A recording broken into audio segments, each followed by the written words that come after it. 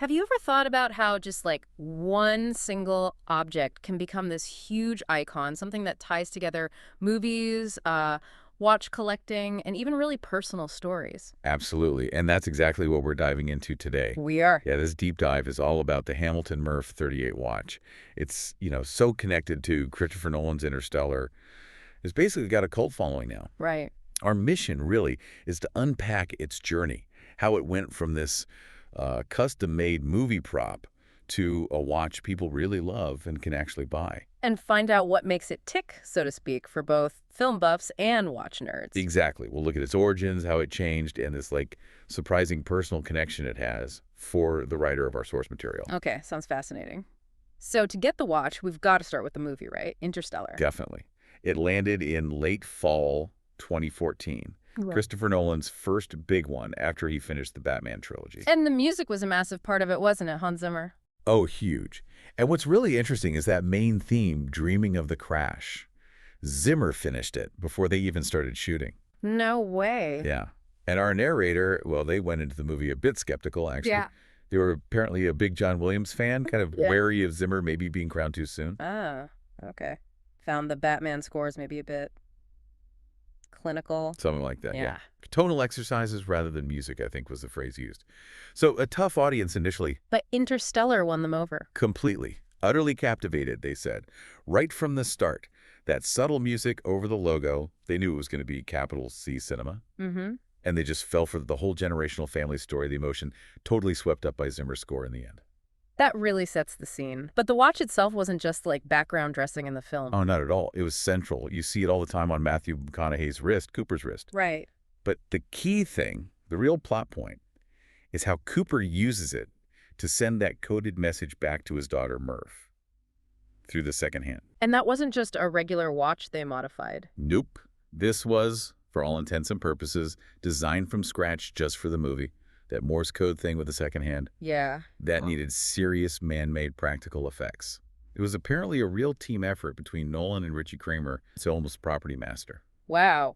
So a proper movie prop with a function? Exactly. And it's interesting how this connects back to our narrator's own watch journey around that same time. Right. Their interest was growing. It started with family pieces, it seems. They were apparently obsessed with their dad's Rolex Submariner, a 5513 model. Ah, the classic gateway drug for watch guys. Totally. Made them a steel sports watch guy, as they put it. They'd had, Fossils, Timexes, Yeah. Even a Shark Freestyle mentioned. So they were already exploring watches. And they had an eye for watches in movies, too. Definitely. They mentioned being really into Robert Redford's Red Submariner and All the President's Men. So, yeah, predisposed to watch spotting. Okay, so the film hits them hard emotionally. They're getting into watches. Did they immediately go hunt down the Murph?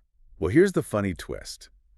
Right after seeing Interstellar, totally struck by McConaughey's watch, Yeah. they went out and bought a Hamilton khaki Pilot Day-Date. They thought that was the watch from the movie. Oh, no way. It's really ironic because, watch websites and magazines were already writing about the actual bespoke Murph backstory at that time. That's brilliant. Do they still have the day date? They do still wear it today, almost 10 Yeah. years later. It just shows how strong that movie connection was, even if they got the model slightly wrong initially. That's a great story. So, okay, this amazing bespoke prop exists. How did it become something you and I could actually buy? Right, well, it stayed purely a movie thing for a while, non-commercial, until 2019. That's when Hamilton finally released it to the public. And that first release, it was the movie accurate size, wasn't it? It was a Mhm. 42mm version, really faithful to what you saw on screen.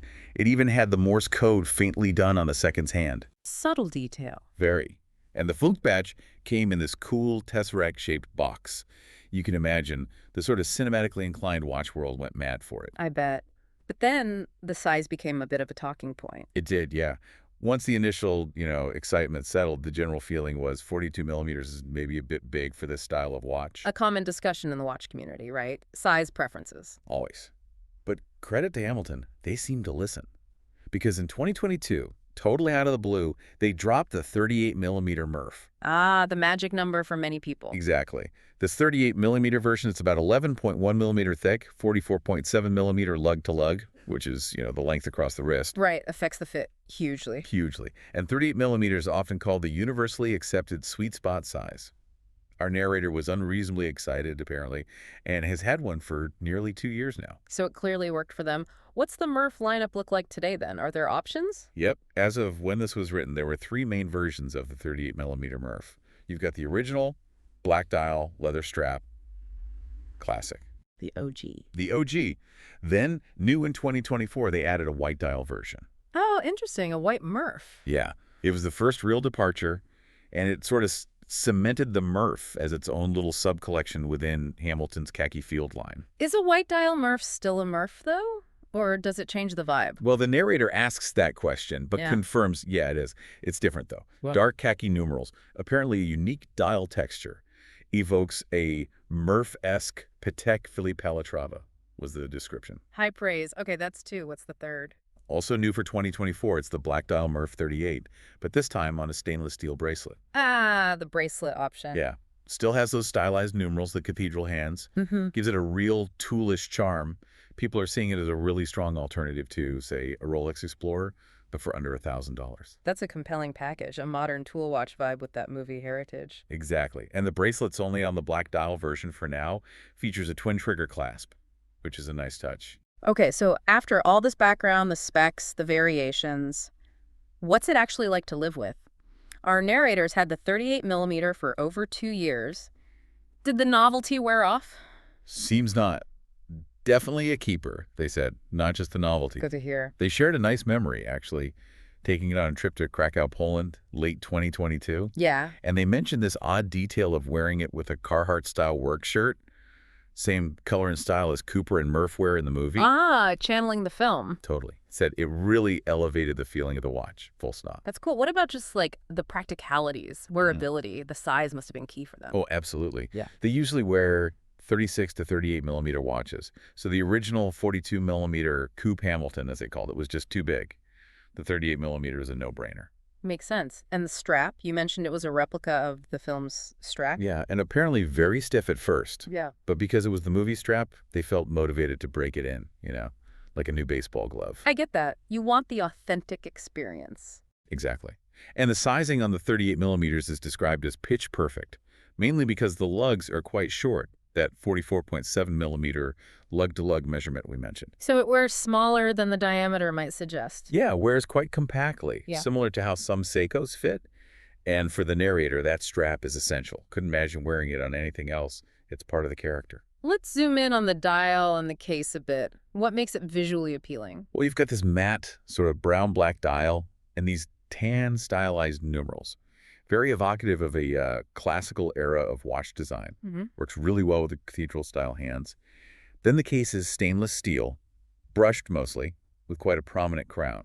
Gives it a field watch vibe. But the dial is maybe a bit dressier. Exactly. That's the duality they mentioned. The case feels toolish, field style, but the dial has this near dressy presentation.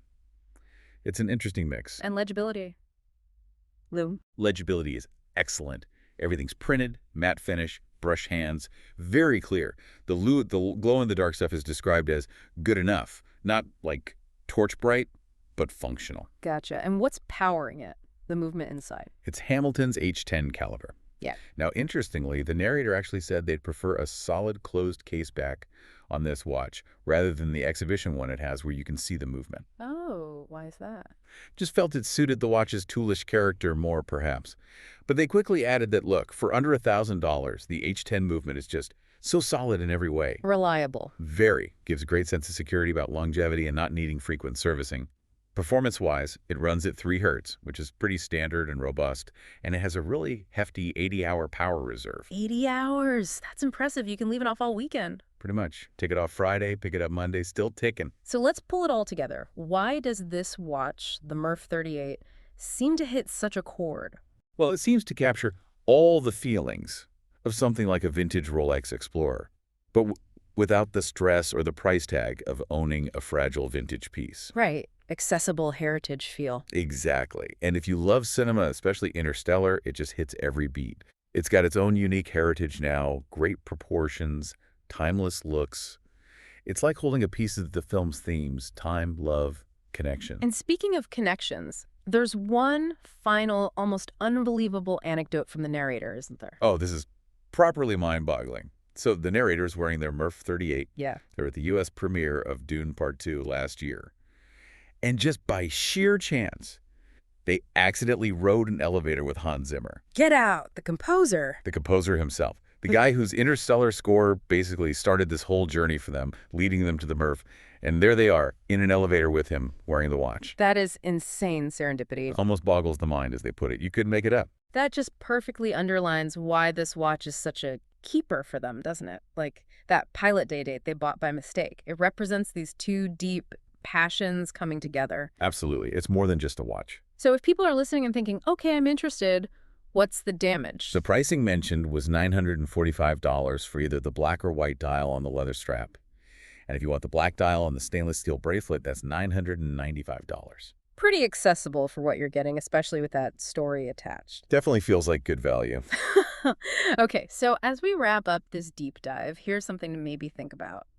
Consider how certain objects in your own life could be a watch, maybe a book, maybe even just an old shirt, how they can become more than just things, how they become these anchors for memories, for passions, even for those wild serendipitous moments, connecting your own story to much bigger ones.